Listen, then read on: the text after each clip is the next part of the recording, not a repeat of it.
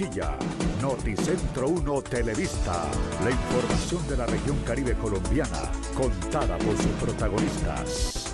Las disidencias de alias Iván Mordiscos atacaron estación de policía en Jambaló, Cauca, exigiendo a la población civil evacuar. La comunidad bloqueó la vía La Mojana en protesta por los sobrecostos de la vía El Cauchal-Sucre. Suspenden servicios de 9 APS en el departamento del Cesar por la falta de pago de los recursos adeudados a varias IPS. La Contraloría General advirtió sobre el déficit en recursos para los subsidios de energía y gas. Junior inicia su participación en los cuadrangulares semifinales, enfrentando esta noche a Independiente Medellín en el Metropolitano. La colombiana Vanessa Pulgarín brilló con su pasarela y glamour en la preliminar de Miss Universe. Hola, ¿qué tal? Muy buenas tardes. Bienvenidos a esta emisión de Noticentro 1 Televista en directo desde Barranquilla. Soy Manuela López y los estaré acompañando en esta hora de noticias. Continúen los hechos de violencia en el departamento del Cauca. Desde la madrugada, las autoridades han confirmado ataques simultáneos en al menos 4 municipios en una nueva escalada atribuida a las disidencias de las FARC. La situación más crítica se registra en Jambaló, donde la comunidad ha reportado hostigamientos y detonaciones desde las primeras horas del día. Los hechos atribuidos a las disidencias de las FARC en Jambaló, uno de los municipios más afectados. Los hostigamientos iniciaron hacia las 5:40 de la mañana, presuntamente por integrantes del Frente Dagoberto Ramos. Habitantes relataron que los atacantes pidieron a la población alejarse de la estación de policía, mientras que en la salida hacia Silvia se escucharon varias explosiones cerca del cuartel. La policía solicitó apoyo del ejército para contener los hostigamientos y confirmó que los atacantes han utilizado drones cargados con explosivos. En Padilla, hombres armados dispararon contra la estación de policía, pero la situación fue controlada por los uniformados. En Corinto también se registraron disparos contra la subestación de policía, sin que hasta el momento se reporten víctimas. En Popayán aparecieron vallas alusivas a las disidencias de las FARC, mientras autoridades investigan un posible secuestro en la vía panamericana entre Popayán y Cali. Las operaciones de verificación continúan con toda la región ante la serie de acciones violentas registradas durante las últimas horas. El jefe de las disidencias de las FARC, alias Iván Mordisco, reapareció en un video lanzando nuevas amenazas contra el gobierno y advirtiendo posibles afectaciones a las elecciones presidenciales de 2026. El presidente Gustavo Petro respondió asegurando que la ofensiva militar continuará. En un video divulgado en X, alias Iván Mordisco se pronunció para advertir que las elecciones presidenciales de 2026 podrían verse afectadas por la ofensiva militar que adelanta el gobierno. En la grabación difundida desde una zona selvática y rodeado de hombres armados, el jefe de las disidencias calificó los recientes bombardeos ordenados por el presidente Gustavo Petro como una declaración de guerra y acusó al mandatario de actuar bajo presión de Estados Unidos en la lucha contra el narcotráfico. Quisimos que el proceso electoral del 2026 tuviera los menores traumatismos posibles, pero ante la avanzada de sectores guerreristas no nos queda más que asumir una posición en defensa de los territorios, su tranquilidad y las determinaciones políticas. El video aparece tras los operativos aéreos desarrollados en Guaviare y Arauca, donde murieron integrantes del grupo armado, entre ellos menores reclutados ilegalmente. Iván Mordisco insistió en que los golpes militares obligarán a su organización a responder y advirtió que sus acciones podrían impactar el proceso electoral del próximo año. Además, acusó al gobierno de actuar con complacencia hacia potencias extranjeras y responsabilizó a las fuerzas militares por la muerte de los niños en las zonas de operación. El presidente Gustavo Petro respondió poco después, asegurando que la ofensiva contra esta estructura armada continuará y que las amenazas no frenarán las operaciones de la fuerza pública. Ya me tenía amenazado de muerte desde hace años, incluso quiso matarme por órdenes mafiosas en el desfile del 20 de julio del 2024. Su comprador de cocaína, el señor Alirio Zarate, alias El Runcho, No es la clase obrera y para él trabaja y derrocha la vida de sus hombres y de los menores de edad combatientes por el negocio con él y con los compradores extranjeros de coltán colombiano. Asimismo, la defensora del pueblo Iris Marín insistió en que no conoce la evaluación que está haciendo el gobierno antes y después de identificar los objetivos en relación a la presencia de menores de edad dentro de los grupos armados. La defensora pidió a la fuerza pública tomar medidas de precaución para evitar que en las acciones militares mueran menores de edad. La representante de la Cámara, Catherine Miranda, del Partido Verde, radicó una moción de censura contra el ministro de Defensa, Pedro Sánchez, tras los bombardeos autorizados por el gobierno que dejaron al menos 15 menores muertos en campamentos de disidencias de las FARC. Miranda presentó la moción con 30 firmas de congresistas de distintos partidos, incluida la coalición del gobierno, y destacó la urgencia de que se tramite antes de finalizar el periodo legislativo. Sí, así es, logramos las firmas de casi la mayoría de partidos políticos presentes en la Cámara de Representantes, así que esperamos que en los próximos 10 días esta moción sea citada y pasados 8 días para la votación. Julio César Triana, del partido Cambio Radical, afirmó que la responsabilidad de la muerte de menores recae en los grupos criminales y no en las fuerzas militares, defendiendo el papel de estas últimas en el conflicto. Y es que en este Congreso no le vamos a echar la culpa a nuestras fuerzas militares. Los responsables de la pérdida de vida de niños en Colombia son los grupos criminales. Jennifer Pedraza, de la coalición Centro Esperanza, recordó que la Defensoría del Pueblo había emitido alertas sobre el avance de las disidencias y denunció un aumento significativo del reclutamiento de menores, criticando la respuesta del gobierno y respaldando la moción de censura, incluso pidiendo la renuncia del ministro de Defensa. Más o menos un gobierno laxo con las cabezas de las organizaciones criminales y duro contra los niños y las niñas reclutadas, víctimas del conflicto armado, no lo podemos aceptar. Renuncie, ministro de Defensa, apoyo la moción de censura en contra de este ministro. Jaime Raúl Salamanca, de la bancada Alianza Verde, señaló que aunque ha apoyado al gobierno en otras iniciativas, los hechos evidencian fallas en la inteligencia militar que expusieron a los menores a riesgos mortales, por lo que rechazó contundentemente lo sucedido. Muchos saben que yo he apoyado al gobierno, he apoyado las apuestas de cambio del gobierno, pero uno no puede tener una lectura cuando está en oposición y otra lectura cuando está en gobierno. La moción debe ser citada en 10 días y votada 8 días después según la ley quinta, para que el ministro responda ante el Congreso y el país. Nuevamente está bloqueada la vía hacia los municipios de La Mojana en Sucre en protesta por el sobrecosto de la vía El Cauchal-Sucre. La comunidad exige una mesa técnica con el contratista y el gobierno nacional. Rodrigo Ruz nos tiene los detalles. Sí, compañera, buenas tardes. Estamos exactamente en la vía El Cauchal Sucre, donde hemos llegado para mostrarles a ustedes todo lo relacionado a esta situación de este bloqueo, de este paro que nuevamente los habitantes de Sucre hacen de toda la vía que tiene que ver con la región de La Mojana para que exista claridad con relación al valor del kilometraje de la vía. El inconformismo de la comunidad es por el sobrecosto que creemos tiene esta obra de Sucre al Cauchal. No puede ser que un kilómetro de carretera esté aquí casi rondeando los 14.000 millones de pesos. Entonces el llamado es a los entes de control, a Presidencia de la República, a Invía, Findeter, el contratista, el consorcio transversal Vía La Mojana, al interventor, que vengan y nos sentemos, creemos una mesa técnica. Continuamos con esta lucha social que nos involucra a 3 municipios de La Mojana.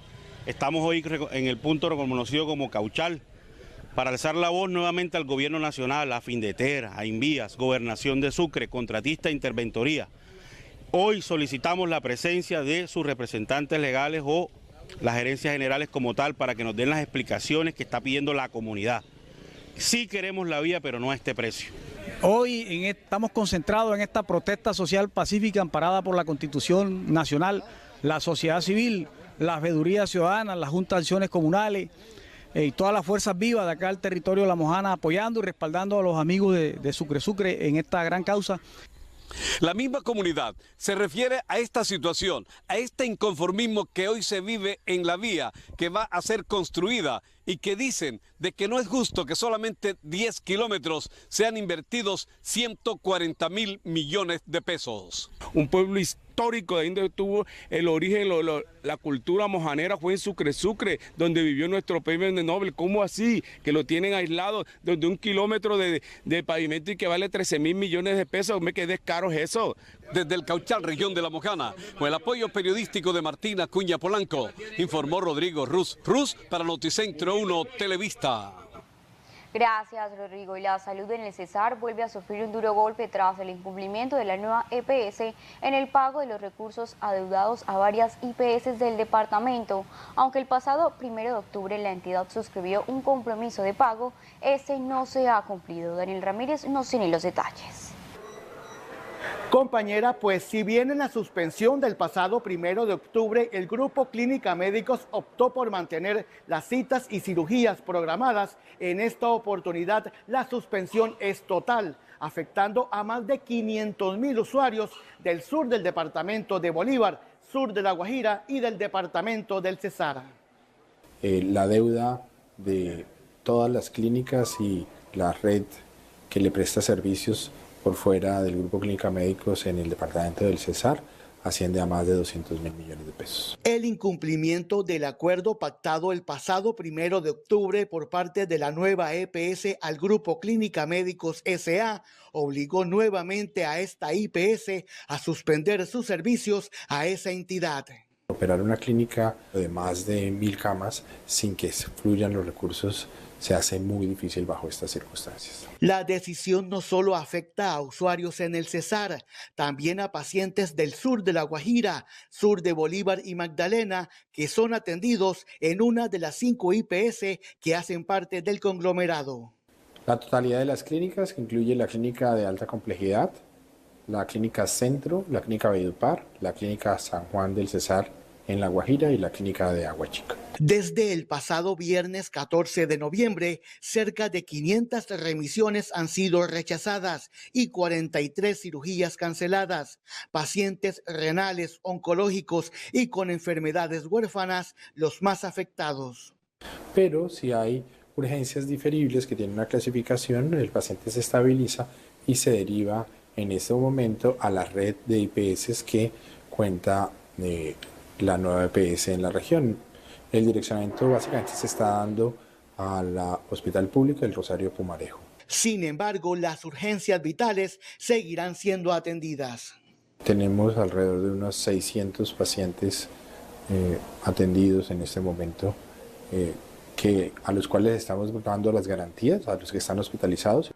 Se espera la postulación de pagos por parte del gobierno nacional a través de la nueva EPS. Sin embargo, la medida se mantendrá de manera indefinida hasta que no se haga efectivo la transferencia de los recursos al Grupo Clínica Médicos. La Registraduría del Magdalena asegura que todo está listo para las elecciones atípicas de gobernador este 23 de noviembre. Se espera que más de 1 millón de personas ejerzan su derecho al voto. La Registraduría Nacional del Estado Civil informó que avanza con normalidad la organización de las elecciones atípicas a la gobernación del Magdalena que se llevarán a cabo el próximo domingo 23 de noviembre.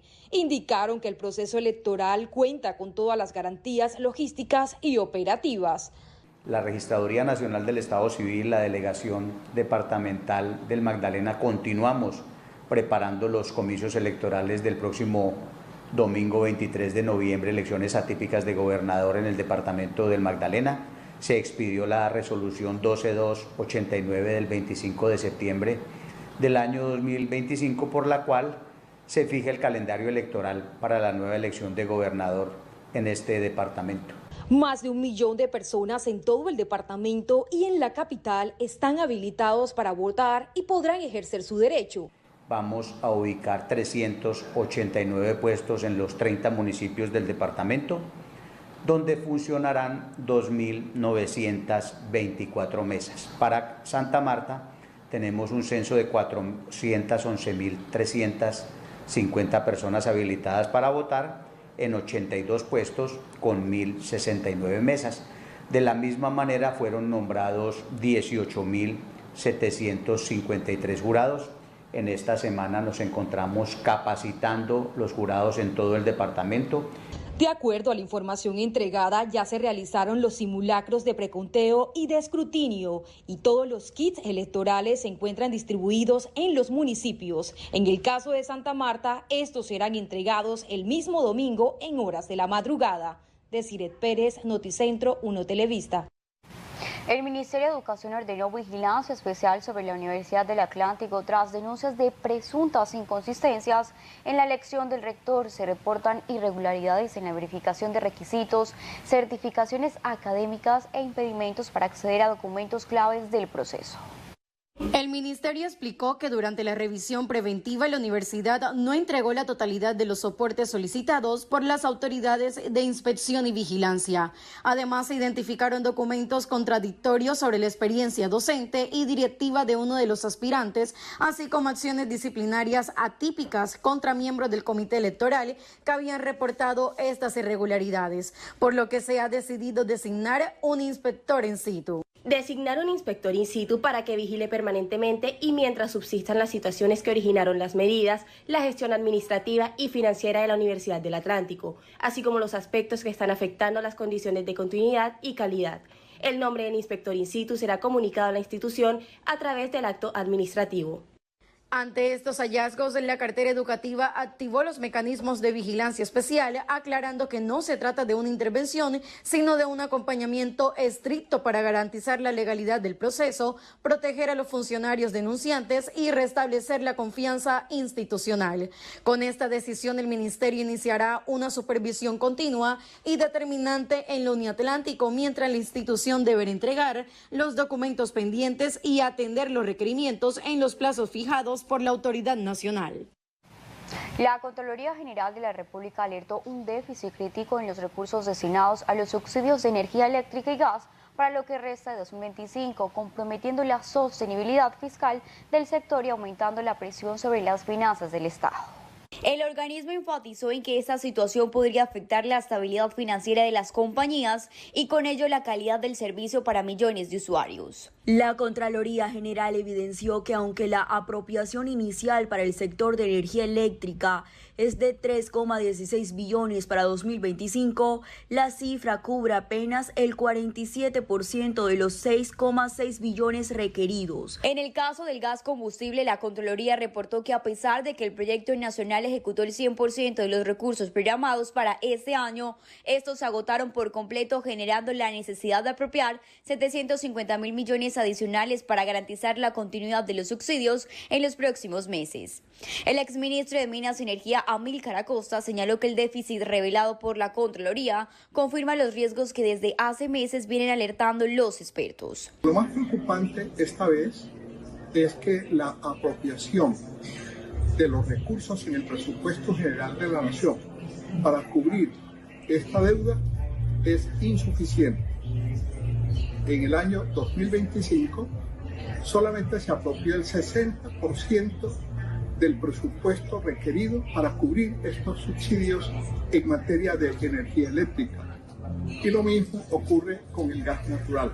La Contraloría advirtió que el retraso en los giros se ha convertido en un riesgo fiscal creciente, especialmente en medio de programas como los de sustitución de leña y combustibles contaminantes, claves para la transición energética del país. Hemos concluido en una serie de intercambios que el mismo ministro de Minas y Energía al final leyó y que estaremos revisando posiblemente a partir de enero del próximo año, porque ya los presupuestos de este año están cerrando, han habido un esfuerzo fiscal de parte del gobierno para pagar los subsidios, pero efectivamente hay otras medidas que pueden ser para titularizar esas deudas y que pueden darle caja a las empresas.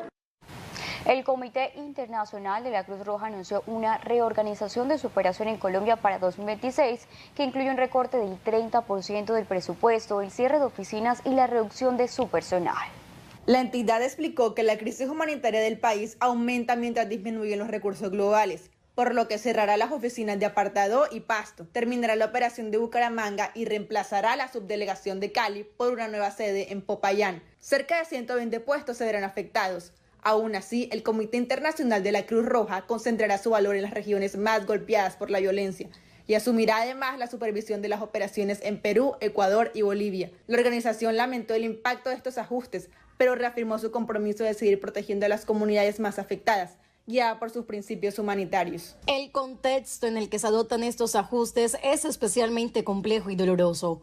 Mientras la situación humanitaria en Colombia se deteriora y las necesidades de las comunidades afectadas por los conflictos armados y violencia aumentan, disminuyen los recursos globales disponibles para la acción humanitaria. Por esta razón, aunque no ha sido una decisión fácil, el Comité Internacional de la Cruz Roja ve necesario reorientar sus operaciones para garantizar la continuidad efectiva y la sostenibilidad de su labor en el país con los limitados medios actuales. Hacemos una pausa comercial y ya volvemos con más información. Estamos en directo desde Barranquilla. En Clínica Iberoamérica tenemos un modelo de salud centrado en la persona, integral y seguro. Conoce más en clínicaiberoamerica.com. Vigilado Supersalud. Desde Barranquilla, Noticentro 1 Televista. La información de la región Caribe colombiana, contada por sus protagonistas. Ya volvemos con Noticentro 1 Televista.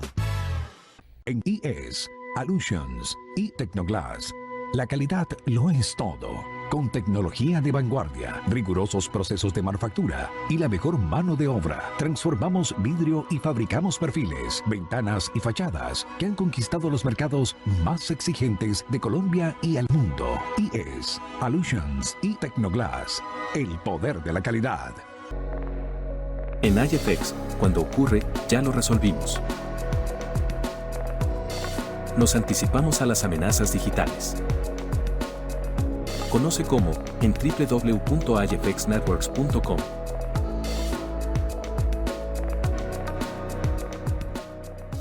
En IES, Allusions y Tecnoglass, la calidad lo es todo.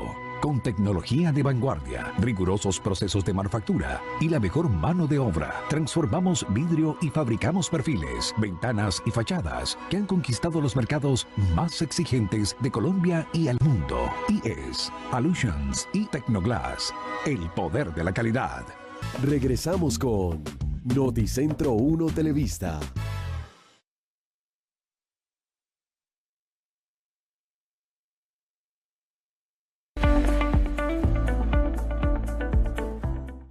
Iniciamos hoy con temas electorales. A 6 meses de las elecciones presidenciales en Colombia y a 4 de las legislativas, es importante aproximarnos al panorama electoral. ¿Cómo se está configurando el ajedrez político? Nos preguntamos cómo se están moviendo las fichas y cómo se reagrupan las fuerzas de cara a las elecciones. Pues para darle contexto a este tema nos acompaña hoy el ex magistrado del Consejo Nacional Electoral, el barranquillero César Lorduy. Bienvenido. Muchísimas gracias, Blanca, por la invitación y espero absolver hasta donde pueda con algún nivel de propiedad las preguntas que a bien tengan en formularme. Vamos a entrar en materia. ¿Cómo ves tú en ese momento el tablero de ajedrez político en el país de cara a las elecciones? Hay un tablero que para algunos es preocupante, hay otro tablero que para otros es optimista y hay un tablero que definitivamente yo creo que corresponde a una realidad. Y es una serie de personas con calidades, con condiciones, con virtudes que recorren el país a lo largo y a lo ancho buscando el favor ciudadano a través de firmas que son la mayoría. Tenemos hasta el 17 de diciembre para que entreguen sus firmas y ahí veremos quién cumple esos requisitos y quién no los cumple. Y hay otra gran cantidad de personas, yo diría que la mayoría, que pueden estar haciendo parte o van a ser parte de un salón que se llama el baile de los que sobran, en el cual allí se van a sentar, pero que tienen que tener el ejercicio desde ahora, se van a mostrar para más adelante participar y muy probablemente en ese baile de los que sobran van a haber una gran cantidad de personas importantes que pueden acompañar al Ejecutivo elegido en alguno de los escenarios que se pueda dar hacia futuro. ¿Cuántos candidatos crees que van a terminar para la contienda? No, yo creo que más de 8 candidatos muy probablemente vamos a tener en la primera vuelta y pues obviamente para la segunda vuelta seguramente vamos a tener 2. O sea, todos los demás están en el salón del baile de los que sobran. La mayoría yo creo que están en un baile de los que sobran y no es un término despectivo, es un término simplemente jocoso, más o menos folclórico, de personas que tienen que hacer el ejercicio, que quieren mostrarse, que tienen la edad suficiente para saber esperar y van a esperar, pero tienen que comenzar desde ahora para que en un futuro ya su nombre pueda ser reconocido. Y yo creo que ese proceso es natural en esta campaña y en todas. Y aprovechan, por supuesto, las plataformas digitales. Y hablemos precisamente de eso, de todo lo que se maneja en el escenario digital, que ya se convierte también en la plataforma para las campañas políticas y también para hacer proselitismo político fuera del calendario electoral. No sé si pueda uno analizar si efectivamente son campañas electorales propiamente dichas, anticipadas o extemporáneas, que puedan estar dentro del marco de lo prohibido. Lo que sí creo es que todos ellos han utilizado las plataformas digitales para mostrar sus sueños, sus ambiciones, sus aspiraciones, sus quereres respecto de diferentes puntos en el país, y esas mismas plataformas son las que le han permitido a los ciudadanos poder estar a favor del uno y poder estar a favor del otro. Tiene un gran costo, pero la campaña propiamente dicha desde el punto de vista electoral, ellos no la están desarrollando, no pueden invitar a votar por nadie, no son candidatos inscritos por ningún partido en este momento, ni por ninguna organización. Habrá que esperar que llegue enero, pero ojo, muy importante, antes tienen que hacerse las elecciones de Congreso, y la elección de Congreso también puede marcar muchas diferencias. ¿Qué diferencias es eso? Pues cómo va a estar conformado el Congreso determinará más o menos cuál va a ser la inclinación de los ciudadanos a la escogencia de un presidente. La conformación del Congreso, si se forma de una manera, seguramente eso ayudará a que se construya una candidatura presidencial en un aspecto o en otro aspecto. Siempre dicen, César, que los analistas que la votación a presidente es distinta que la votación a las legislativas, que dicen siempre los analistas que a presidente es como un voto de opinión. Totalmente de acuerdo, el ciudadano siempre se reserva para sí la decisión de votar para presidente el que él considera. Sin embargo, no hay que negar que dependiendo de cómo termine siendo elegido el Congreso, esos congresistas elegidos seguramente van a sumarse a la campaña de uno o de otro, y eso va a fortalecerlo. Si seguimos en la línea de están muchos en el baile de los que sobran, es decir, en precandidaturas y no candidaturas, ¿qué decimos de las encuestas?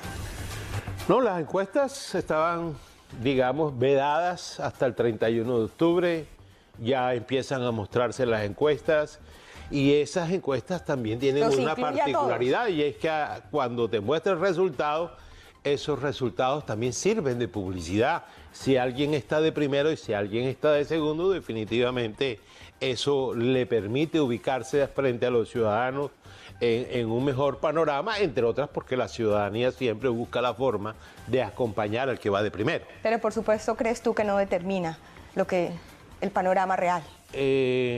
Los resultados no son los resultados acerca de lo que determina una encuesta en Colombia, por lo menos.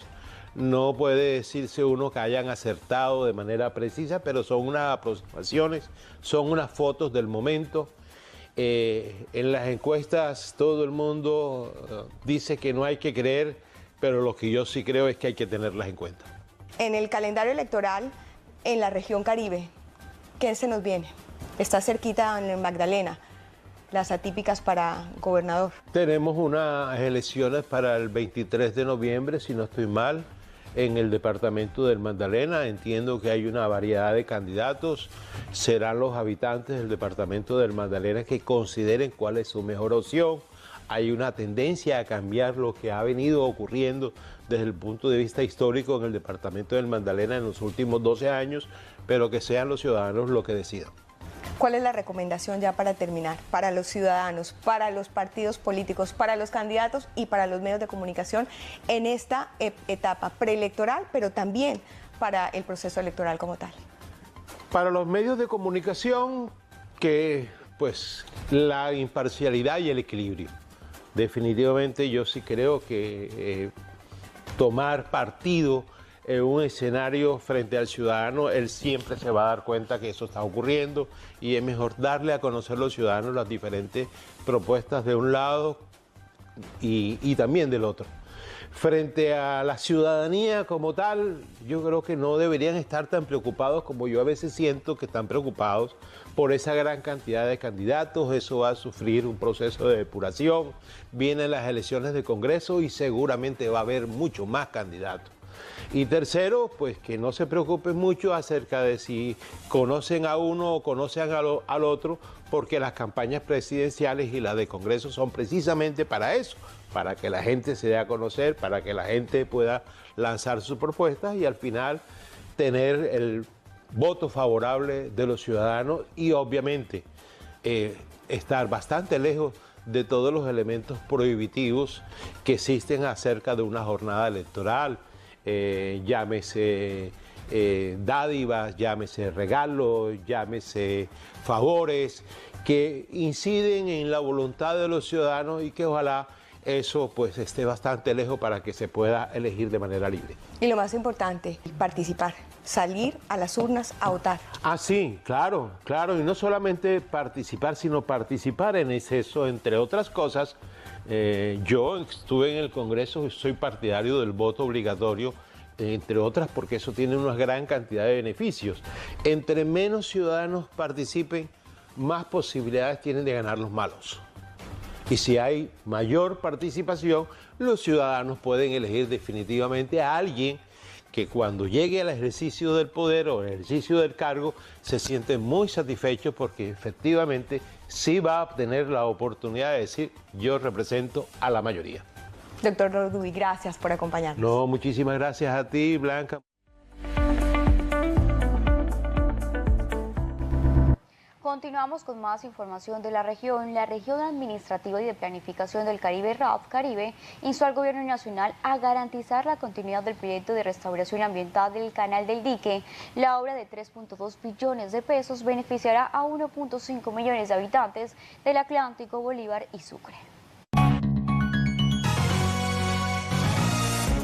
La RAP Caribe expresó su preocupación ante posibles retrasos en la ejecución del proyecto y resaltó la importancia de mantener los mecanismos de diálogo y coordinación entre las autoridades nacionales. El gerente de la entidad, Jesús Pérez, indicó que detener la obra afectaría directamente a miles de familias de la región y comprometería la recuperación de ecosistemas, la reducción del riesgo de inundaciones y la mejora de la conectividad fluvial y portuaria. Este proyecto representa el clamor de comunidades enteras para mejorar su situación socioeconómica y además tiene un impacto en la sostenibilidad de esta zona tan vital para la región Caribe, que tiene injerencia directa en 3 departamentos. El comunicado hace un llamado a la Agencia Nacional de Infraestructura, al Ministerio de Transporte, al Ministerio de Ambiente y al Ministerio de Hacienda para activar los espacios de concentración y asegurar que la obra no se detenga, reafirmando el compromiso con la gobernanza territorial y el desarrollo sostenible del Caribe.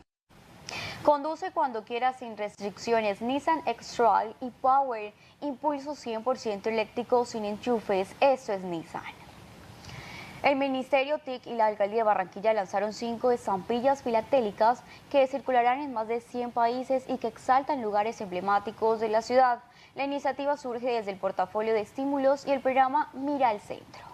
Las estampillas rinden homenaje a 5 íconos de la ciudad: la iglesia San Nicolás, la Intendencia Fluvial, el edificio de la aduana, Puerto Mocho y el Gran Malecón. El lanzamiento fue presentado como un tributo al momento de oro que vive la cultura en Barranquilla y como una oportunidad para posicionar a la ciudad en escenarios internacionales dentro del proyecto nacional Colombia, País de la Belleza.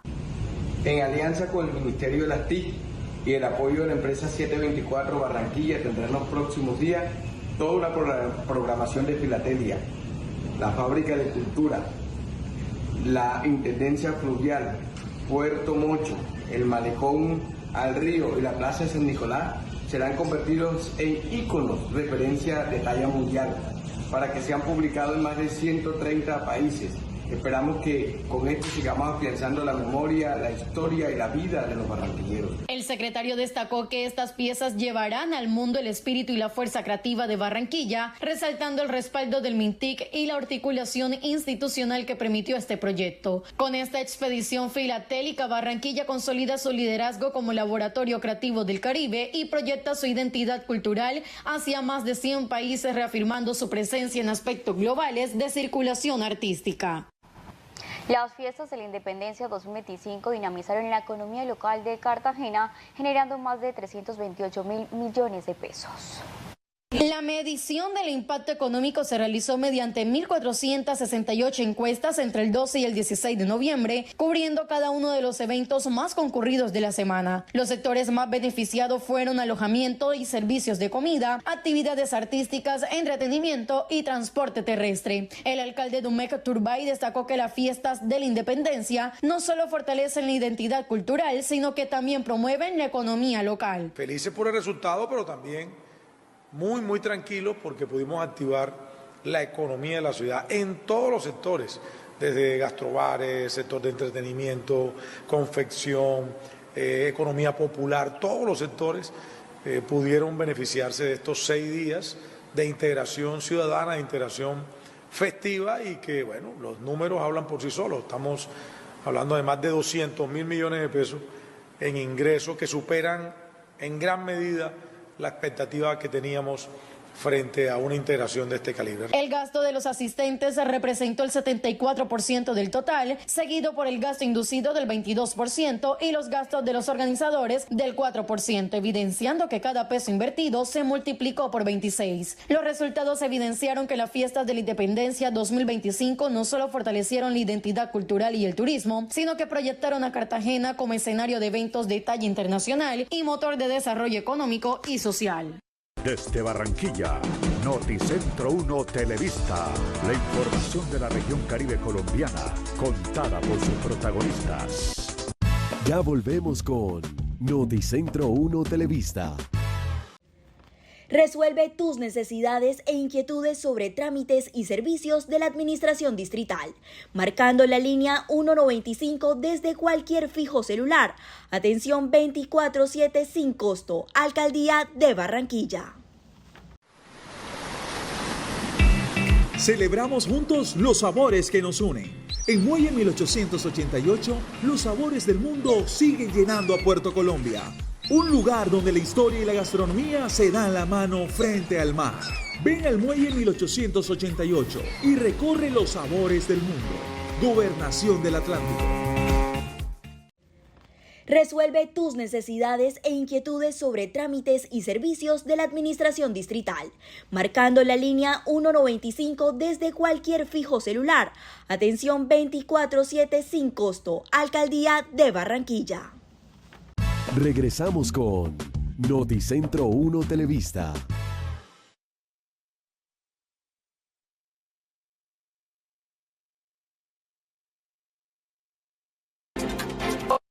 Hola, ¿qué tal? Es momento de la información económica. El DANE reportó un crecimiento del Producto Interno Bruto del 3,6% en el tercer trimestre de 2025, impulsado por el gasto público y el consumo interno. La inversión acumulada del año se ubicó en 2,8%.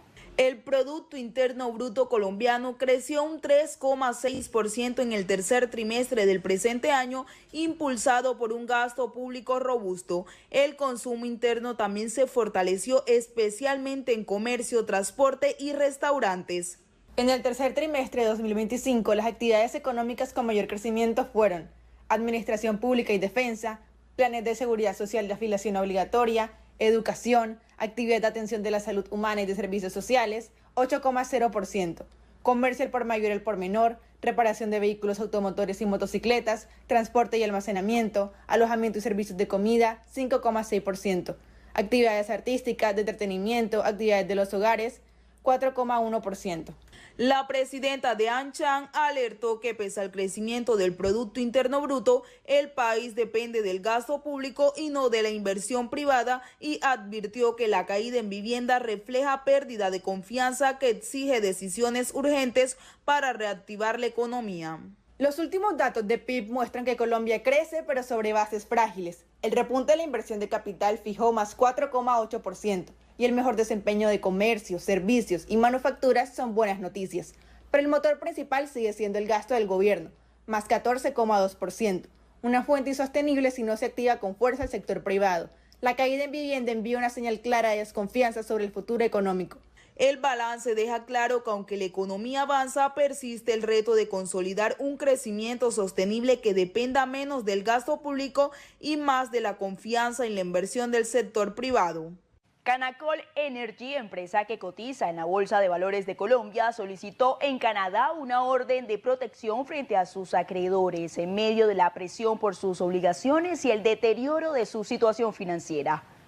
Canacol Energy pidió protección judicial en Canadá para detener las exigencias de pago y reorganizar sus deudas, argumentando que los altos costos operativos y las obligaciones acumuladas la llevaron a una crisis de liquidez, situación que se agravó con un fallo arbitral que aumentó sus compromisos y la obligación a buscar un proceso de reestructuración mientras continúan operando bajo supervisión de las autoridades.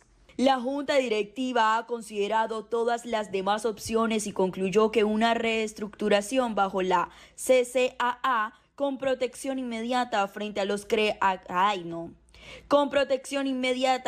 a los acreedores es la mejor alternativa. La empresa busca una orden que suspenda procesos en su contra y nombre un monitor para supervisar sus operaciones mientras solicite el reconocimiento del trámite en Estados Unidos y Colombia. Se prevé que la Bolsa de Valores de Toronto y las demás bolsas donde se encuentran listadas de las acciones de la compañía sometan a la compañía una revisión para desliste y que no pueda darse ninguna garantía respecto del resultado de dicha revisión o de la continuidad de la calificación para cotización en la TSX o en otras bolsas. El proceso deja a la compañía ante un escenario de vigilancia internacional y posibles decisiones que marcarán su permanencia en los mercados y su capacidad de recuperación financiera. Y el Ministerio de Trabajo presentó nuevos incentivos tributarios para promover la contratación de jóvenes, mujeres víctimas de violencia y personas con discapacidad durante la jornada Inclusión Laboral con beneficios tributarios. El Gobierno Nacional lanzó la Alianza por el Empleo Inclusivo, una estrategia que busca fortalecer la generación de trabajo digno para poblaciones históricamente excluidas. Entre los beneficios anunciados se destaca una deducción del 200% en el impuesto de renta para empresas que contraten personas con discapacidad o mujeres víctimas de violencia, así como un beneficio del 120% del valor del salario para empleadores que vinculen jóvenes en su primer empleo y adultos mayores sin pensión. El propósito ni más ni menos que el de trabajar por la igualdad en un país que recientemente ha ocupado deshonrosamente el primer lugar de desigualdad en el mundo, a pesar de los inmensos esfuerzos que hacemos desde el gobierno en un país con inmensas riquezas, pero con una historia dolorosa de desigualdad y de exclusión. Y en otras noticias, Olímpica fue reconocida por Icontet con el sello de sostenibilidad ESG Verified categoría oro, convirtiéndose en el primer retail colombiano en alcanzar esta distinción gracias a su gestión integral en materia ambiental, social, económica y de gobernanza. En materia ambiental, Olímpica ha instalado paneles solares en 172 puntos de venta, lo que significa que el 41.35% de sus tiendas operan con energía solar. Desde el 2018, la empresa ha reducido más de 90 gigavatios hora de energía convencional al mirar hacia fuentes limpias. En el componente social, la empresa resaltó su alianza con la Red de Bancos de Alimentos de Colombia, mediante la cual ha donado más de 4.800 toneladas de productos en los últimos 8 años. También junto a UNICEF Colombia fortaleció capacidades en departamentos como La Guajira, Chocó, Bichada, Guainía y Arauca, donde se tamizaron más de 10.112 niños menores de 5 años, identificando casos de desnutrición para brindar atención oportuna. Icontec también verificó que Olímpica cuenta con un gobierno corporativo robusto y un fuerte respaldo a proveedores nacionales, con el 92% de ellos de origen colombiano. Y estos son nuestros indicadores económicos de hoy. El dólar se cotiza en 3.705 pesos, el euro se cotiza en 4.382 pesos con 83 centavos. El petróleo de referencia Brent se cotiza en $65 con 4 centavos y el café colombiano se cotiza en $4 con 2 centavos. Hasta aquí las noticias económicas, nos encontramos nuevamente mañana. Ahora vamos con las noticias del mundo. En Estados Unidos, el Senado aprobó el proyecto para publicar los expedientes de Epstein. Asimismo, la Casa Blanca rechazó la oferta del presidente de Venezuela para dimitir en 2 años a cambio de acceso a su petróleo. Y en Ucrania, un ataque ruso dejó decenas de civiles muertos.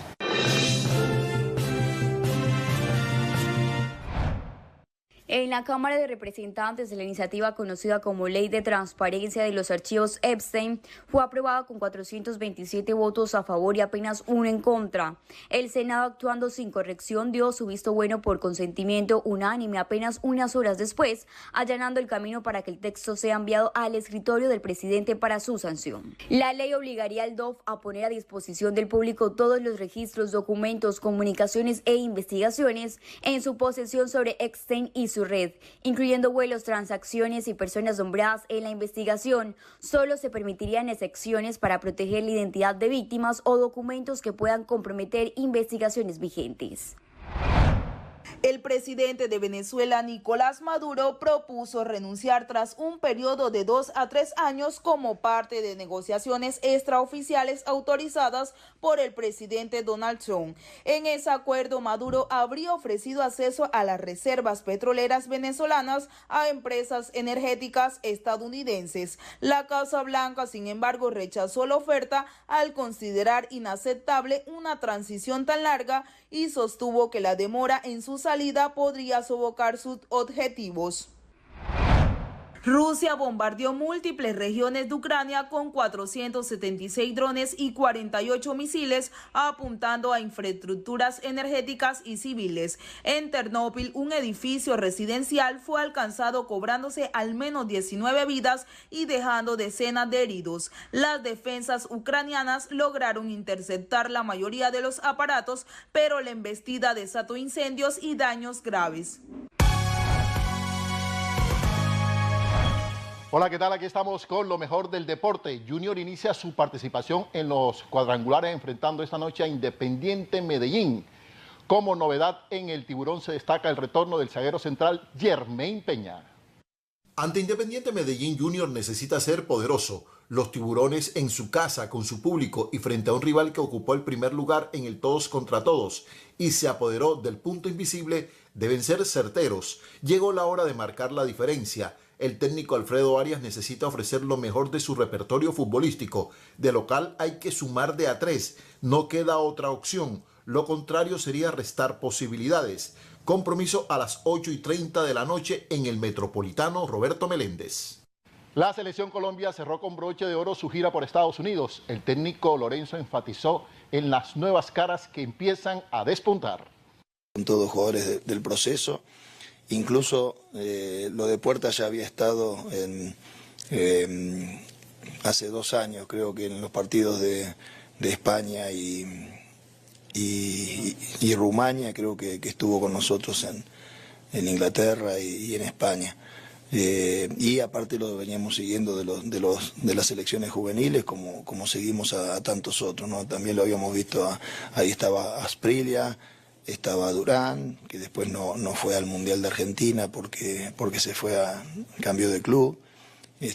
También vimos a Carlos Andrés Gómez ahí, hoy estuvo, no tuvo minutos, no pudo demostrar, pero está en un muy buen nivel. Carbonero. Bueno, hay muchos jugadores jóvenes que se nos ha ido acercando, que siempre estuvimos encima de ellos y tratando de intercambiar y verlos. Lo cual nos da una ilusión, ¿no? de que aparte son todos muy buenos jugadores. Y esto es todo en deportes desde el Noticentro 1 Televista. Permiso, buenas tardes. Desde Barranquilla, Noticentro 1 Televista, la información de la región Caribe colombiana, contada por sus protagonistas. Ya volvemos con Noticentro 1 Televista. Ahora sacar plata es más fácil en Supergiros con Saca Ya. Recibe la notificación directo en tu celular y listo. Funciona con todo desde tu aplicación bancaria o billetera. Visita nuestra red de puntos en el Atlántico. Más información en www.supergiros.co/saca y paga. Forja tu talento, define tu futuro. La Institución Universitaria Bellas Artes y Ciencias de Bolívar tiene programas profesionales en música, artes plásticas, artes escénicas, diseño gráfico, diseño industrial y comunicación audiovisual. Para mayor información, comunícate al 672-4603, extensión 100. Visítanos en www.univac.edu.co. Vigilada Mineducación. Regresamos con Noticentro 1 Televista.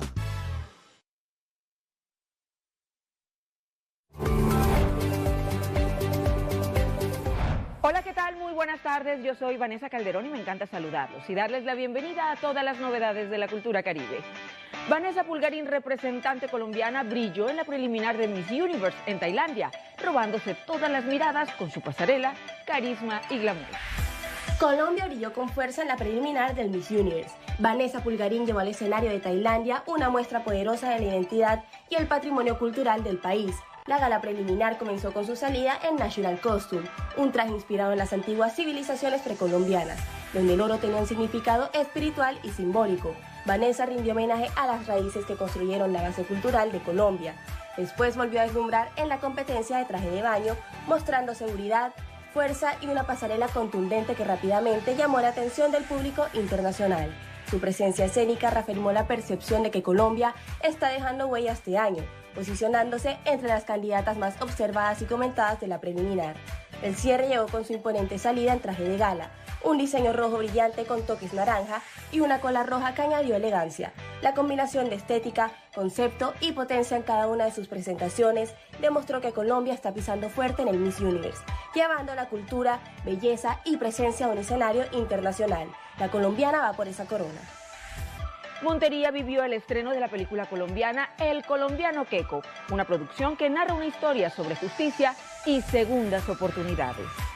Montería, Córdoba subió el telón para recibir la función de la película El colombiano de Queco, una poderosa historia sobre justicia y segundas oportunidades. Dirigida por Ricardo Gabriel, y la cinta cuenta con un elenco de lujo encabezado por Juan Pablo Raba, Cristian Tapan, Juan Cruz, Juana del Río y Natalia Lara. La película combina drama, acción y emoción. El colombiano de Queco es la historia de Andrés Ballesteros, un colombiano, un caleño, que se fue a Tanzania y a pasear, a conocer los grandes safaris, los grandes mundos de África, y los colombianos, por ser colombianos, tenemos un estigma delicado y simplemente en un tema de corrupción se lo llevan preso a la peor cárcel, óigase bien, no una, sino la peor cárcel del mundo, que se llama Queco, que queda en África.